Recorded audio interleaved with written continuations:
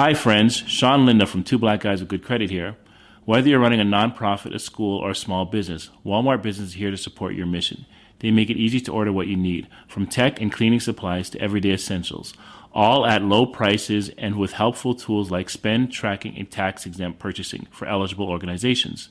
Because when your operations are smooth, your impact can be bigger. Visit business.walmart.com to get started. Hey, it's Howie Mandel, and I am inviting you to witness history as me and my Howie Do It gaming team take on Gilly the King and Wallow 267's $1 million gaming in an epic global gaming league video game showdown. 4 rounds, multiple games, 1 winner, plus a halftime performance by multi-platinum artist Travie McCoy. Watch all the action and see who wins and advances to the championship match against Neo right now at globalgamingleague.com. That's globalgamingleague.com. Everybody games. Welcome to the Great Coaches Podcast. To me, being perfect is not about that scoreboard out there. This is a chance of a lifetime. When you can understand the person, you can then work towards a common goal. We are all on the same team. Know your role and do it to the best of your ability. Focus on the fundamentals. We've gone over time and time again. Your defense has got to be better. Leave no doubt tonight. Great moments are born from great opportunity. My name is Paul Barnett, and you are listening to the Great Coaches Podcast, where we explore leadership through the lens of high-performance sport by interviewing great coaches from around the world to try and find ideas to help all of us lead our teams better. Our great coach on this episode is Indian National Badminton coach Pullela Gopichand. As a player, Pullela won his first National Badminton Championship title in 1996 and then went on to win the title 5 times in a row. In 1999, he won the Toulouse Open Championship in France and the Scottish Open Championship, and then in 2001, he won the prestigious All England Open Championship. He started coaching in 2004 and in 2008 founded the Gopichand Badminton Academy. In the last 120 years, India has won 35 Olympic medals, and Pullela has coached athletes that have won 2 of these.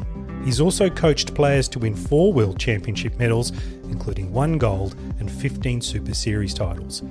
Pullela is a coach with a deep appreciation of the role that mindfulness, passion and belief can play in shaping individual performance.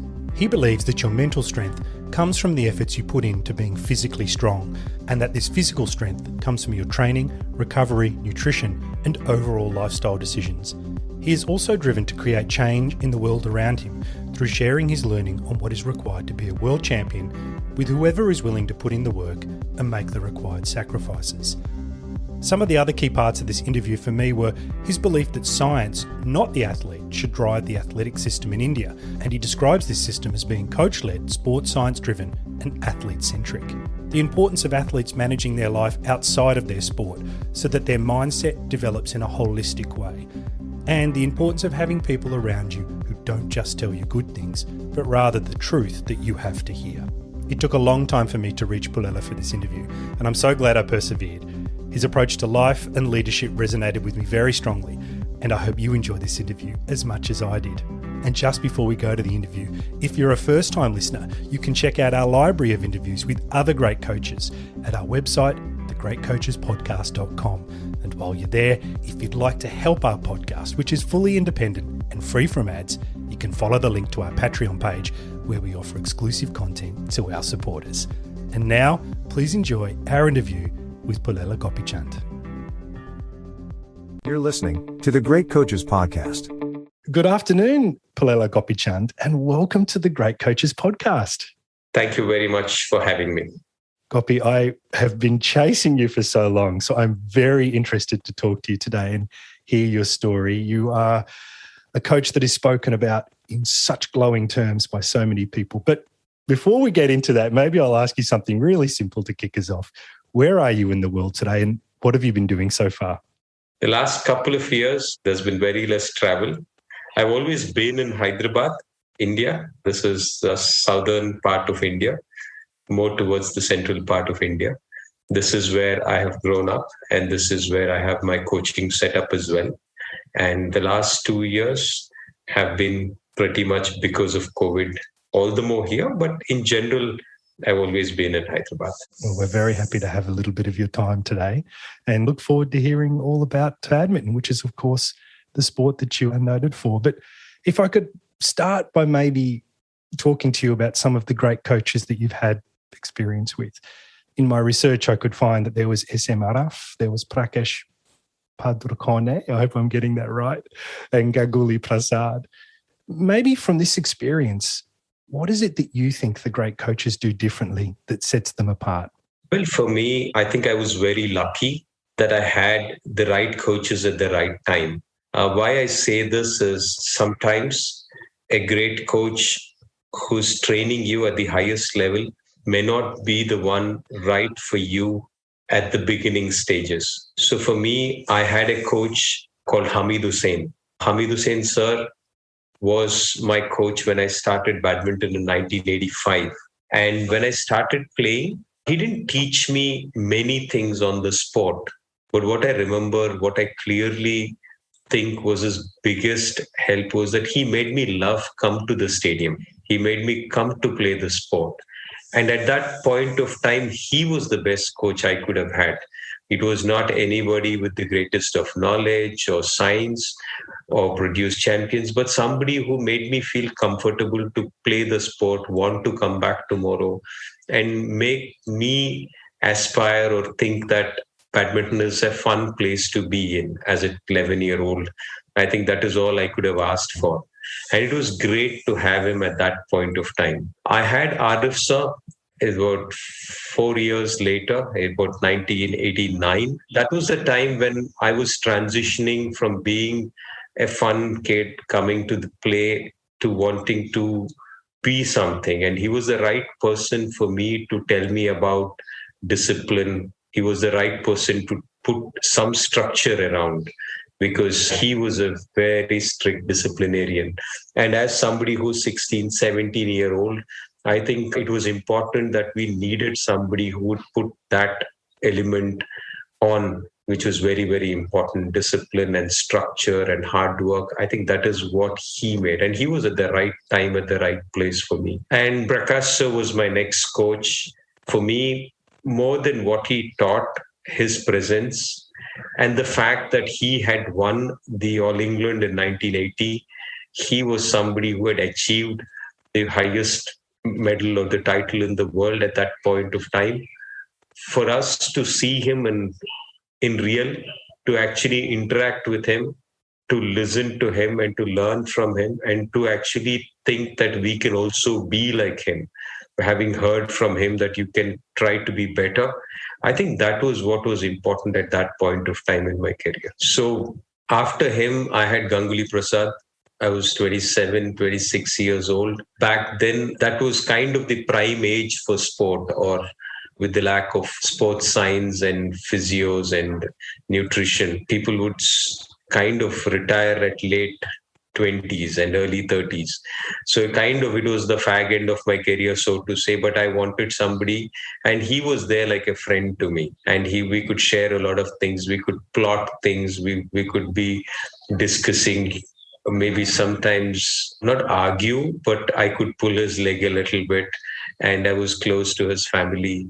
And so these things really helped at a later stage. And to be honest, my journey of talking about coaches wouldn't be complete without the mention of two other coaches. One would be in 91 and 92, I had a Chinese coach called Wang Xiaomin who was there. He was from China. He actually was there for a couple of years, but he actually taught us what real badminton training was, how hard you needed to push. We were never used to picking up weights or running or finding ourselves really tired after training. And he showed us what the world was training like. So he was very, very important in my life. Coach who came in was Su Yan. I played for a club in Langenfeld in Germany, and he was the coach of the Langenfeld club team. He was somebody who's influenced me quite a bit in my formative years. So I think I just look at my journey and I feel a lot of divine grace in it, because it was almost as if somebody had plotted the right people in my life at the right time.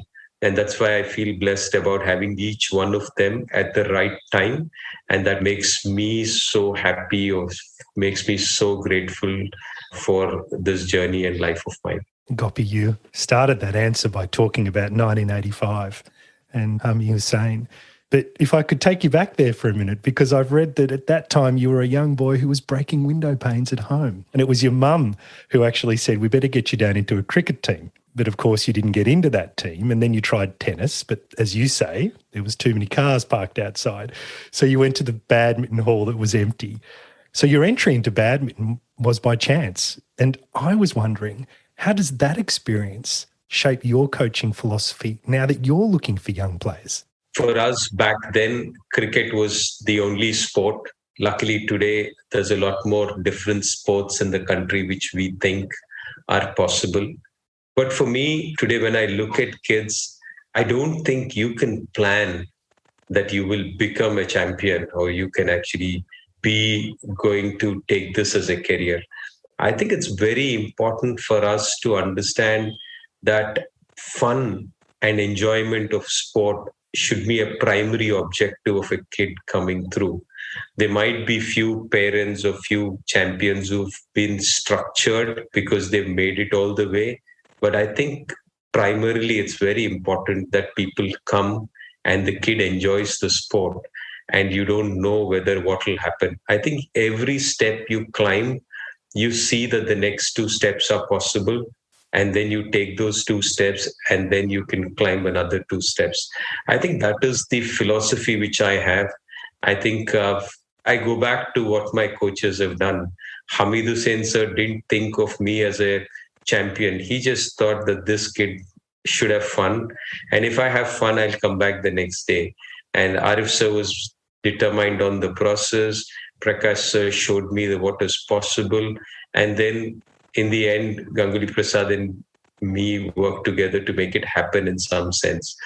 But to be fair, I think people coming in with a plan that I will make this a career at the very beginning of their sporting life, I think doesn't happen. So for me, I would say come, have fun, enjoy the process, refine the process. And if you have it in you to make it big in the world, I think it's unfair on the talent you have that you don't give it the right direction or give it its total true potential. Gopi, a turning point in your career was winning that Junior Badminton Championship in 1991 in Goa. Can you explain to us why that was such a turning point for you? I think for us to understand the topography or to understand the geography and the culture of the place, we are in what we call a Telugu-speaking state, where majority of the people end up, especially during that period of time, as engineers. So most of the software guys who would see across the world, a lot of them would come from this part of our state. So it was the only profession, so to say, for many of us growing up. So for me also it was the same, in the sense either you need to take maths, physics and chemistry as your primary subjects in your 11th and 12th standard, and then you go on to become an engineer, and or you take biology and you go on to become a doctor. So these were the only known professions, and I was also in that path as well. But for me, in my family, my brother's gone to the best school in the country. It's called the IIT.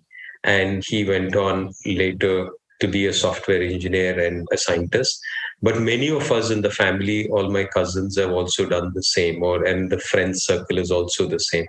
So when I was playing, I was the smaller guy in my age category. And I would not win any tournaments other than the state championships. So when I would go for the country's tournaments, I would actually lose in the initial rounds. And parents were really worried whether this guy can make it as a career in sport or not.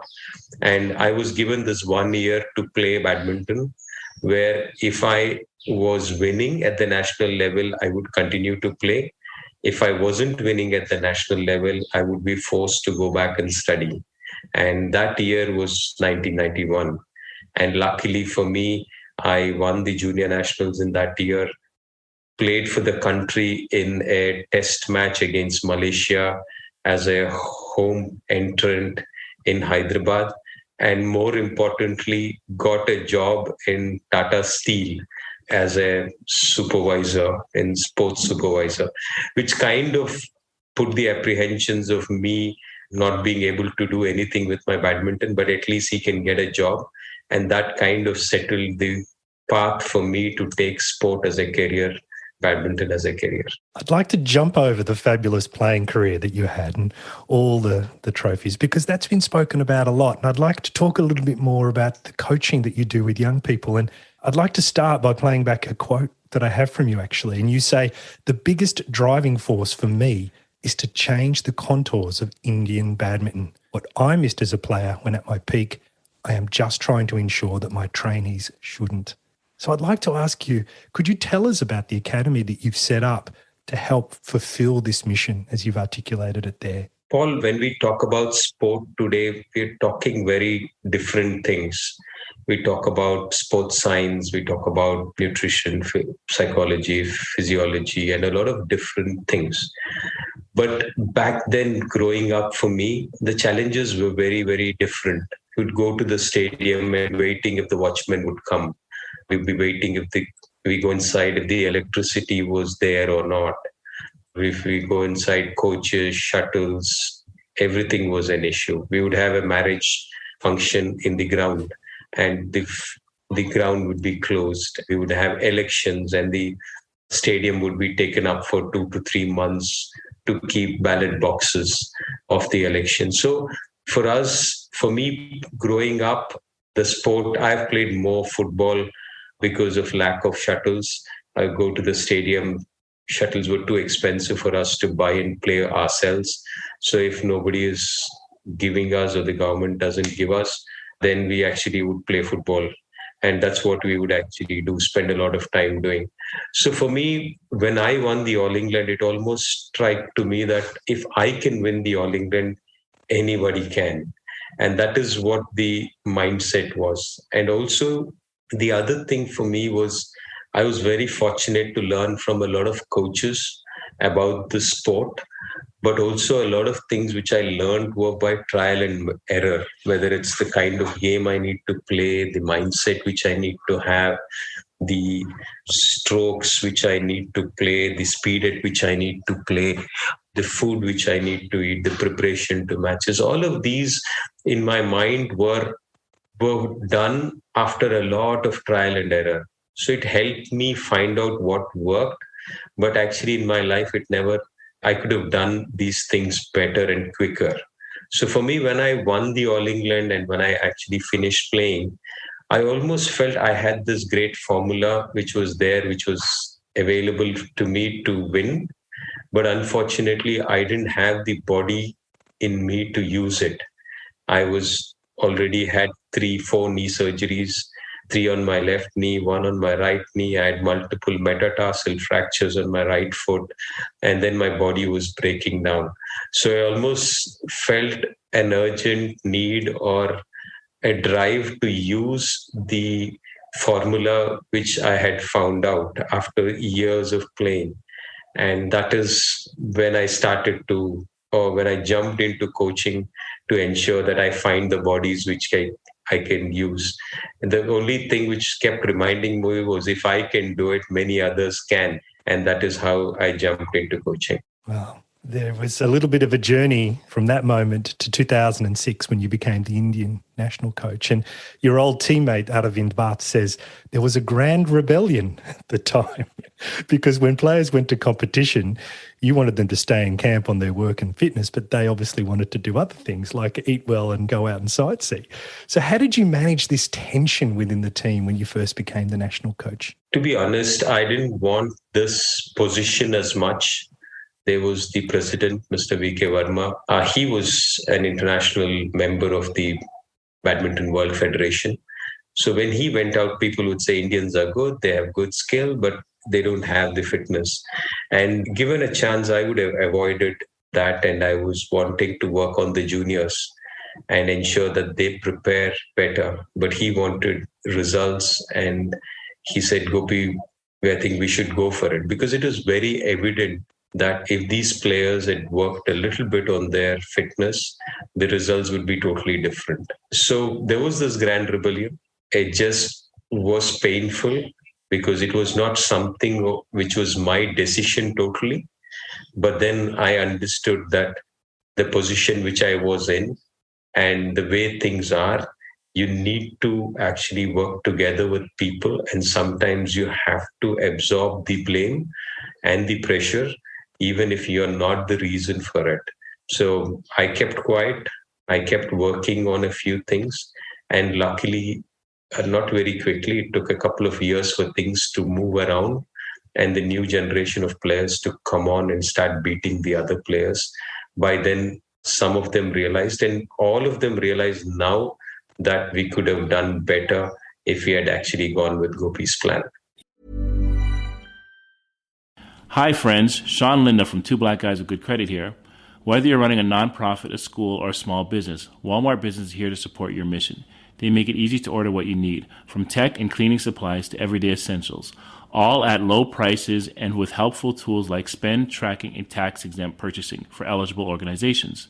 Because when your operations are smooth, your impact can be bigger. Visit business.walmart.com to get started. Hey, it's Howie Mandel, and I am inviting you to witness history as me and my Howie Do It gaming team take on Gilly the King and Wallow 267's $1 million gaming in an epic global gaming league video game showdown. 4 rounds, multiple games, 1 winner, plus a halftime performance by multi-platinum artist Travie McCoy. Watch all the action and see who wins and advances to the championship match against Neo right now at globalgamingleague.com. That's globalgamingleague.com. Everybody games.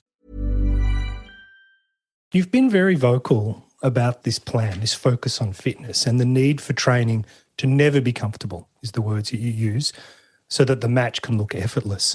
A lot of people will be listening wondering, how does one train or prepare for badminton? So I'm wondering if you could share some of the details of the elite training program you put together for your best athletes. I think badminton as a sport at the highest level becomes very, very physical. And it's very important that you train beyond your comfort zone. So whether it's strength training or whether it's endurance or whether it's skill in terms of precision and the power at which you play and the speed at which you play, it becomes very, very important that you train at that intensity, which is very, very important. So I think training physically is very, very critical. So I think for me, when people talk about mental strength, it's a lot to do with the kind of effort which you put to get yourself physically strong, whether it's the training on ground or whether it's the rest off the ground or whether it's the food which you take or the thoughts which you have. I think all of them become very, very important. So for me, a top athlete or aspiring athlete wanting to be a top player needs to revive and be pushing on the process time in and time out, trying to better the process on and on. And it means doing things which are not comfortable, which are out of your comfort zone, pushing yourself on each of these fronts to refine and better yourself on the physical side, whether it's power, strength training, whether it's endurance, whether it's speed, whether it's technique, whether it's endurance. All of these things you have to raise the bar. And on the other side, you have to ensure that you're mentally stronger on court, you're mentally balanced off court, your relationships are sorted out, you're going on court and being smarter, you're tactically, and you're on court refining your strokes and adding more strokes to your game all the time. So all of these things are to be done relentlessly at whatever level you are. And that is what real true professionalism is. Gopi, you have this coaching policy where you say the junior must challenge the senior and the senior must respect the junior, which, knowing a little about Indian culture, I can understand why you would say that. But perhaps could you elaborate for our audience and explain why this mindset is so important to you as a coach? I think when you are playing, you want each player to go up, and you want the junior to start at the senior and say, I can beat you. And I think that's very, very important, because the general mindset in India is that you respect the senior and you put your head down, and anybody age-wise a little superior or position-wise a little superior, you tend to actually, first thing is you bow your head down and say, we accept it.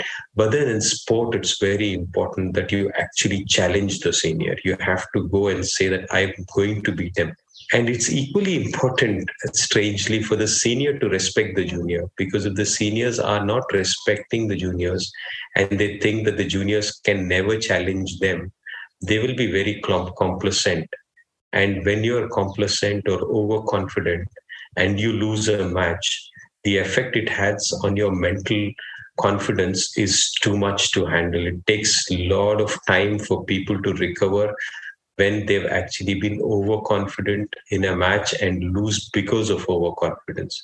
So I think from that perspective, it's very important that the senior respects the junior and believes that if I am a little lazy or if I am a little loose in the attitude, he will catch up with me. So it's very important that he respects the junior, and the junior needs to go after and challenge the senior, because eventually performances don't come gradually. Performances come by leaps. And for that leap to happen, you might have the physical ability, the technical ability, tactical ability, but if you don't have the mental ability to challenge the top, then even with having all of those things, you will lose, because in your mind, you've not taken the challenge up. So it's very important for both to actually have this attitude. Gopi, you're very calm. It comes across in the TED Talks you've done, in the interviews you give, even in the tone that you're using in this interview. But you're also known for being very direct with your feedback to athletes. And I'm wondering if there are any particular methods, tools, or styles of communication you use when giving that feedback. I think especially if I'm dealing with juniors and young kids, it's very, very nice feedback. It's always good feedback, very positive, very ignore the mistake, stay with the positives kind of feedback. It's always fun. So you want kids to actually be in that environment. But as professional athletes, I think it's important for athletes to know what is really wrong. And yes, I think for me, I think that's something which I do, is give them the feedback. Whether they like it or not is up to them. Because one of the things which I always feel is very important, which I think is very important, especially for us in life. And I've been very fortunate that I have parents and I have friends who will tell me things if I'm wrong. And all I expect from them is, if I'm wrong, just tell me when it's wrong. Because many a times when players go up, you have a lot of people around who tell them all the good things which they need to hear, but not necessarily what they have to hear. Because there is a difference between people when they say, I want to do this, rather than you need to do this. I think it's important that at least there has to be some person who's telling them right the way it is, rather than actually always telling them what they want to hear. And this is especially true when athletes start going up. Interestingly, this feedback theme is something I wanted to talk to you about too, in relation to one of your athletes, which is Sindhu. And the second time you were coaching with her, you were very firm on fitness and social media requirements, which of course is a big issue for many parents, coaches and leaders these days. Can you tell us about what happened afterwards, after you made these changes and gave her this feedback? Sindhu is somebody who was training with me from very long, almost about, say, 12, 13 years. So I think for me, the relationship was very good in terms of been able to tell her whatever needed to be told. It's almost funny that we went to Australia, came back, she lost in the first round. This was February of 2016. And then I called her. There were about 9 points which I had made, few of them related to the game, few of them related to food and training. And the last point was that she needs to hand over the phone to me till after the Olympics. I would give it back. And she gave it, and I took it, and I gave it back only after she won the Olympic silver medal in Rio. So I think for me, that thing was important at that point of time, because it's not about the fact that you're away from social media, but I think the fact that every time you feel that you don't have a phone in hand, you remind yourself, or it remembers itself, that you are sacrificed this for something higher. I think that thought continuously is what is very, very important. And I think it pays when you actually do these things. And I've always succeeded in methods like this. Today, it's a bit different. Ideally, I would really want things to be a lot more clearer, because playing sport is much simpler. It's like good food, good training, good rest, and good thoughts. It's almost as simple as it is. And the best part of a player's life, which I enjoy, is the fact that your focus is very, very simple. It's about these few things, and that's it. But it's also true that today, whether it's the top players in badminton or the other players, there's a lot more social media. So when you get off the flight, the first thing on is Instagram, and then how many photos you upload or how many likes you get. I think I definitely feel it's a distraction, and it is best avoided. Not everybody can handle it well. But even if the people are handling it well, I would think that it's not, without it, it would be even better. But having said that, it's an evil which is there to stay. We can't run away from it. I think we need to at least compartmentalize it to the fact and say that I will use it only during these times and not during these times. You mentioned something interesting there when you were saying it's all rather simple, and you said good food and good thoughts. I know that you're a proponent of meditation as a means of focusing the mind, but helping people change their internal dialogue so they do have good thoughts is not easy. Have you found any routines or training methods that have helped in this space? I think to look at the entirety of sport is important. The entirety of life is important. We cannot have 6 hours, 7 hours of good training and rest of the 18 or 17 hours of bad thoughts going on. So you have to look at life in its entirety. So it's very important that you have the right people surround you. It's very important that you have the right input which is coming to you. And that becomes very, very critical. It's not possible that you are actually doing all the right things in training, but you are messing up in the 18 hours of the day. It cannot be a formula for success. I think it's very important that we actually manage the things around sport in our life also properly. And that is very, very important. The second thing I would still think, because at the end of the day, unfortunately, one thing which is in sport is a reality. As much as death is to life, failure is to sport. I think failure is something which will happen, and we need to be prepared for that. I think it's important that we need to be okay with the fact that we will lose, and we need to figure out ways and means to bounce back is all we can think of. But as much as death is a reality, failure is also a reality. I think not to fall too far down is important, and for that, the mind should be prepared to actually be in a space where you're ready to prepare yourself for the next jump. I think that is very critical. You say that it's important to have good people around you, but I have this another terrific quote from you, Gopi, where you say that I believe that individuals are not bigger than the system. That is why we should ensure a system is in place, because individuals may come and go. The process should not end abruptly. Could you tell me a little bit about the system that you're trying to implement in India these days to make sure that the individual is not bigger than the system? Well, I think it's tough, I would be honest, to accept that. When we started off in 2004, or when I started playing internationally well in, say, the 90s, late second part of 90s, sport was much simpler because nobody reported about it. Nobody bothered about us. So it was very easy to play sport. You could be hiding. Nobody really cared about it. 2004, 5, also it was the same case. 2008, 9, things started to change a little bit. But especially the formative years of, say, 2004 to 10 when I was coaching, also nobody bothered about us. So there was no intervention in any sense. And then players started coming up, money started coming up, the league started coming up, interaction with managers started happening.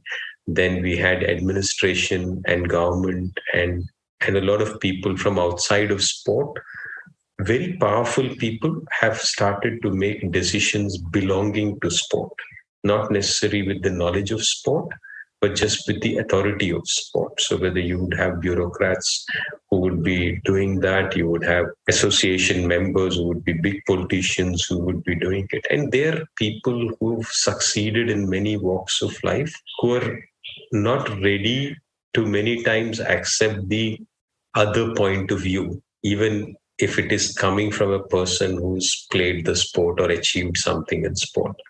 So I think for me, the biggest challenge has been to actually move forward in very challenging times with people who have very different views, sometimes with not performance of sport being the highest on their mind. But at the end of the day, I would go back and say, okay, at least we've made some progress. Okay, it's not perfect, but I can live with it. I think that approach is what really helped. Sometimes there were days where I would be very upset, but I would say rather be in the system and try and sort it out rather than cry from outside the system. So I think that is the approach which I have taken. It's not been the best or the fastest for the results, but it has been a challenging journey is what I would say. So for me today, when I look back, I think when players become powerful, then the system, and the system starts listening to the player, then you have a problem. I think it has to be coach-led, sports science-driven, athlete-centric is the word which I would use. I think that's very important that science has to drive in the system and not the athlete. But what happens is when a top athlete talks or a top coach talks, it could sometimes be that you are a top coach and you're talking and the system becomes coach-centric or administrator-centric or CEO-centric. It should not become, it should be athlete-centric. And it has to be driven by sports science. So we are far from achieving it at the moment, but the dialogue is on. People slowly start to realize that there is merit to how these things people are talking about. It's not that I am talking about, but anybody who's been in an evolved sporting ecosystem would talk about it. But there are no easy answers to it. So I think it's very important that we produce a system which continuously churns players so that more and more younger players are challenging the seniors. And that is very, very important. One last question, if I could. You've said that, and I quote, I think the path somewhere has been made easy by people who have tread the path before us. And so I just wanted to finish by asking you, what's the legacy that you hope to leave as a coach? I live in the moment. I've played my badminton as a player with a lot of energy, with a lot of enthusiasm. I've done my part as a coach with a lot of energy and enthusiasm. And I don't think of legacy as much. I'm happy that's in the 100 floors of Indian sport or the 100 floors of Indian badminton. I would be there in the first foundation or the first floor is what I really think or look at. But truly, Paul, sounds funny, but I don't really think of the legacy bit in the sense when I'm gone, it's done, it's gone. It's like that. It's so for me, I'm really happy if a system comes in place and people who are grassroots coaches are really working hard to produce better and better grassroots players and handing over to the next level. And then the next players go on to the next level. Sport becomes more inclusive. Parents look at benefits beyond medals. Governments look at sport beyond medals, and everybody enjoys sport and each one pushes the other. And hopefully we have a system where the process is rewarded more than actually the result in some sense. I think that's a wonderful place to finish with benefits beyond medals. Pullela Gopichand, it's been an absolute pleasure to chat with you today. It's a real highlight for me. I've been, as I said, stalking you for a couple of years. So I'd like to thank you for giving up some time this afternoon to talk about all things coaching and leadership. Thank you, Paul. Thank you so much. It's really a pleasure. It's great talking to you. Hi, everyone. It's Jim. You've been listening to the great coach, Pullela Gopichand. Gopi is a master coach who, through his work, will no doubt go on to produce not only successful athletes, but also great leaders for society.